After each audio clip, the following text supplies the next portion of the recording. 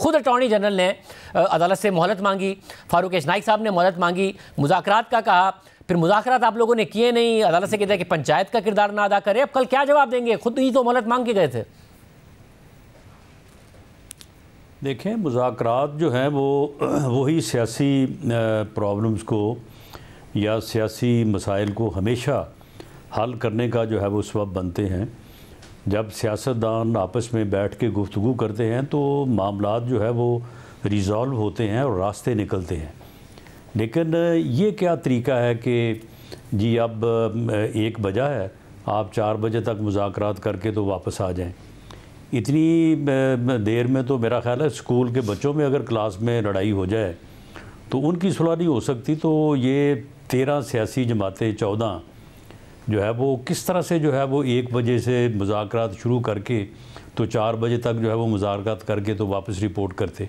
मगर आज़म उसके बाद ईद की छुट्टियों का टाइम लिया था ना अटॉर्नी जनरल ने, ईद की छुट्टियों का टाइम लिया था ना। तो आपस में जो है वो दिनों और महीनों में जो है वो मुत्तफ़िक नहीं हो सकते।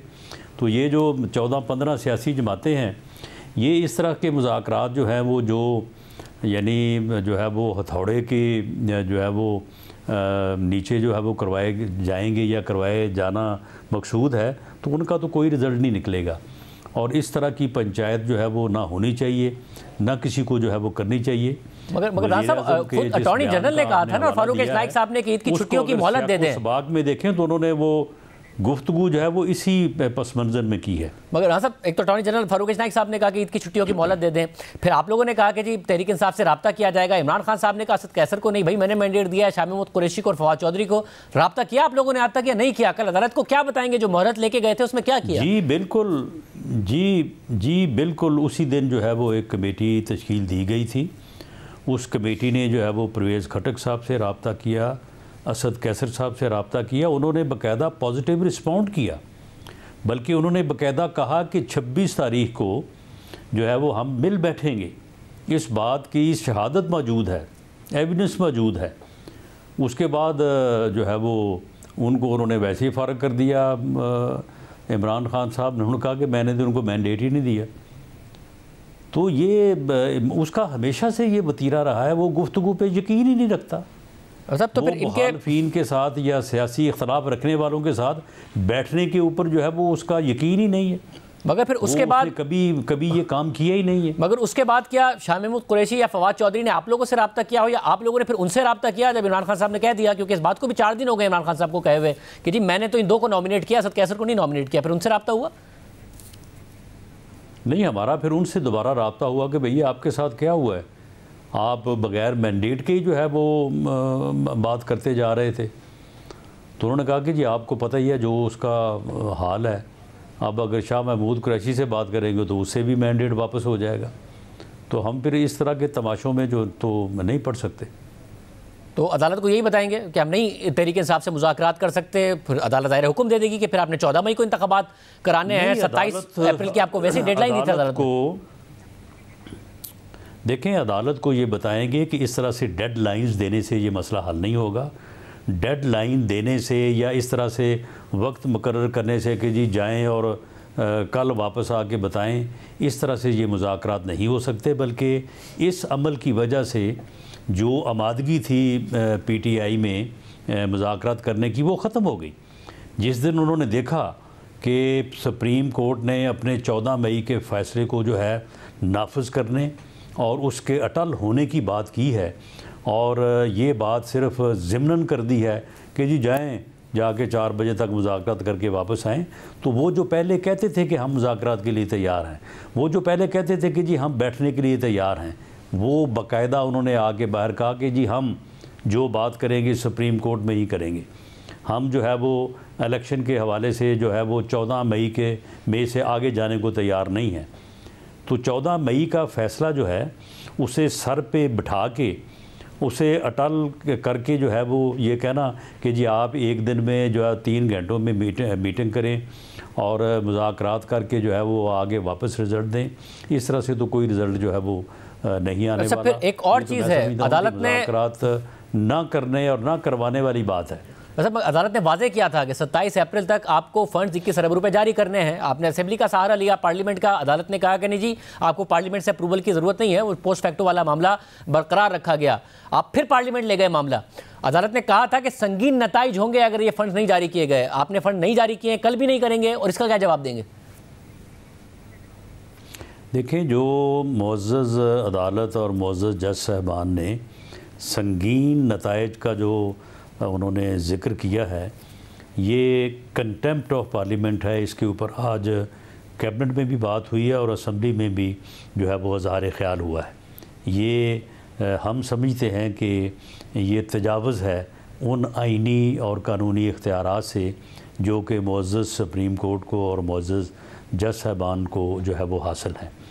जहाँ तक इस बात का तल्लक है कि पोस्ट फैक्टो जो है वो इजाज़त ले ली जाए, तो मुअज़्ज़ज़ अदालत और मुअज़्ज़ज़ जज साहबान हमें समझाएं कि जिस पार्लियामेंट ने ये रेजोल्यूशन किया हो कि आप जो है ये पैसे नहीं दे सकते, जिस पार्लियामेंट ने जो है वो बाकायदा जो इंस्ट्रूमेंट पेश किया गया बिल की सूरत में ये पैसे देने के लिए, हुकूमत ने और कैबिनेट ने बाकायदा इजाज़त लेने के लिए जो है वो बिल जो है वो पेश किया था, उसे जिस पार्लियामेंट ने मुस्तरद किया हो, आप मुझे बताएंगे वो पोस्ट इफेक्ट जो है वो इजाज़त कैसे देगी?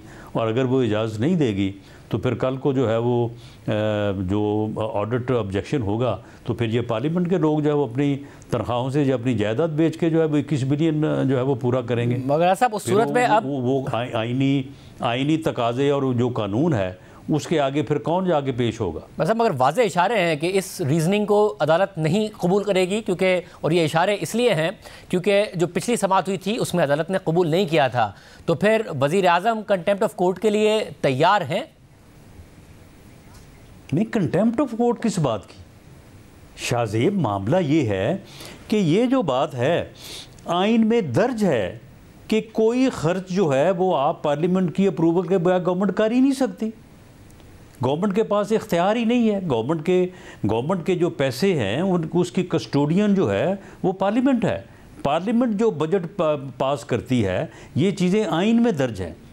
आइन में ये इख्तियार जो है ये पार्लियामेंट का है, ये हुकूमत या जो है वो कैबिनेट का इख्तियार नहीं है। ये रिवायत आप बना रहे हैं, आपको हॉन्ट करेगी मुस्तकबिल में। फिर ये डायरेक्शन ही देनी है तो वो डायरेक्शन जो है वो फिर पार्लियामेंट को दे। वैसा मगर पार्लियामेंट हमें इजाज़त दे दे, हम पैसे दे देते हैं। मतलब बंद गली में सब चीज़ों को लेके जा रहे। पहले अदालत ज़ाहिर है इस मामले को बंद गली में ले गई, जिस तरीके से इसको हैंडल किया गया, अदालत के अंदर किस किस्म के इख्तिलाफात हुए। अब आप लोग भी पार्लियामेंट के जरिए बंद गली में ले गए ना, मुज़ाकरात के जरिए ना आप हल चाह रहे हैं। जहाँ तहरीक इंसाफ को लगता है कि अदालत के साथ खड़े होने में अदालत ही सारा का सारा मामला कर लेगी, वो वहाँ खड़े हो जाते हैं, वो मुज़ाकरात के लिए विलिंग नहीं होते। जब वो होते हैं आपको लगता है कि पार्लियामेंट का सहारा लेके आप लोग आगे बढ़ सकते हैं, और दूसरे बंद गली में तो आप लोग आगे। इस तरह तो पूरा का पूरा सिस्टम ही बंद गली में जा रहा है ना। तो कोई ना कोई रास्ता तो निकालना है आप लोगों ने, या नहीं निकालना है? शाहजेब ऐसा तो ना करें ना। नहीं शाहजेब, ऐसी एक तरफा बात तो आप ना करें। सभी के लिए इल्म में नहीं है कि तमाम सियासी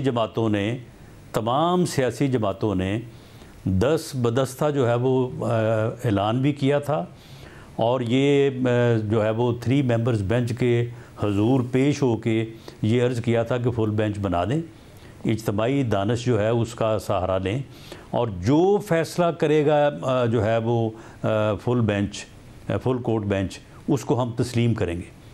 पाकिस्तान की बार काउंसिल्स की आला क़यादत जो है, मुंतखब क़यादत जो है, जो सीनियर तरीन वकला है, उन्होंने पेश होके ये अर्ज़ किया था कि जी फुल कोर्ट आप बना दें, उसका फ़ैसला जो है वो सभी कबूल करेंगे।